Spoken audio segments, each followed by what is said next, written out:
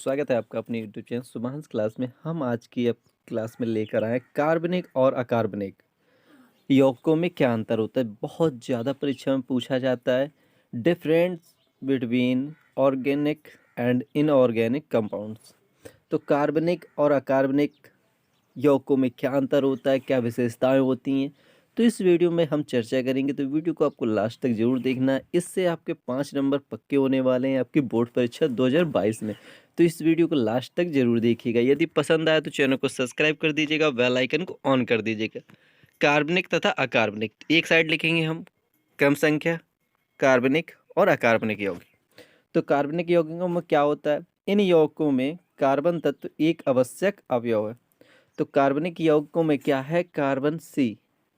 इन यौगिकों में कार्बन तत्व एक आवश्यक अवयव है। अकार्बनिक यौगिक कुछ यौगिकों जैसे कार्बोनेट्स, बाइकार्बोनेट्स इत्यादि के अतिरिक्त इन यौगिकों में कार्बन नहीं होता है, क्योंकि कुछ ही यौगिक होते हैं जिनमें कार्बन होता है कार्बनिक तत्वों में, बाकी किसी में कार्बन की आवश्यकता नहीं होती। जैसे कि है कार्बोनेट्स, बाइकार्बोनेट्स इत्यादि के अतिरिक्त यौगिकों में कार्बन नहीं होता है। दूसरा देख लीजिए पॉइंट, कार्बनिक यौगिकों की संख्या लगभग 11 लाख है। कार्बनिक जो यौगिक हैं उनकी संख्या लगभग 11 लाख है। इसका कारण कार्बन परमाणु की परमाणु श्रृंखला बनाने की विशिष्ट क्षमता है। कार्बनिक यौगिकों की संख्या लगभग 11 लाख है। इसका कारण कार्बन परमाणु की परमाणु श्रृंखला बनाने की विशिष्ट क्षमता है। इन तत्वों के कुल यौगिकों की संख्या 75,000 के लगभग है।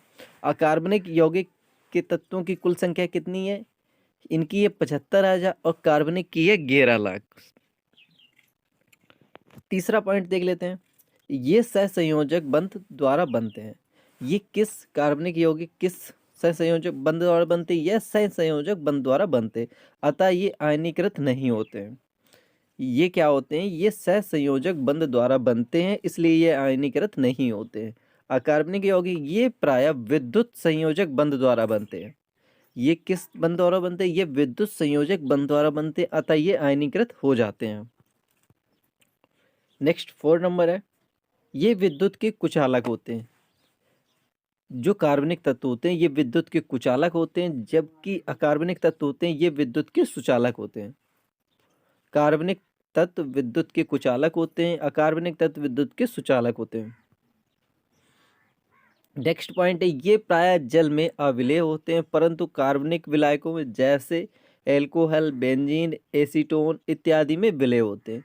तो पांचवा पॉइंट क्या है, ये प्रायः जल में अविलेय होते हैं। ये क्या होते हैं, ये प्रायः जल में अविलेय होते हैं, परंतु कार्बनिक यौगिकों जैसे एल्कोहल, बेंजीन, एसीटोन इत्यादि में विलेय होते हैं।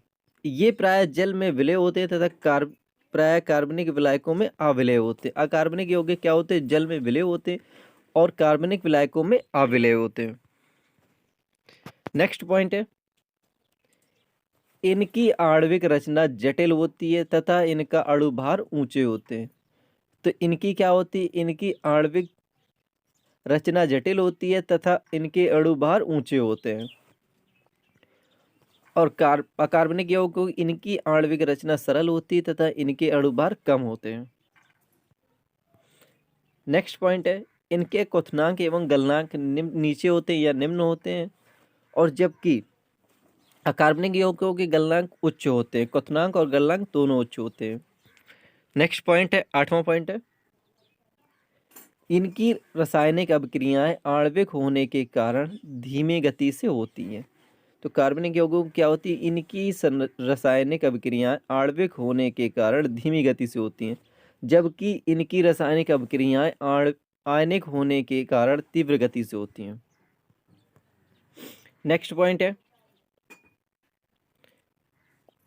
कार्बनिक यौगिक समावयवता का अणु प्रदर्शित करते हैं, अर्थात एक ही अणु सूत्र एक से अधिक यौगिकों को प्रदर्शित करता है। जैसे C2H6O एथिल एल्कोहल तथा डाई मेथिल ईथर दोनों को प्रदर्शित करता है।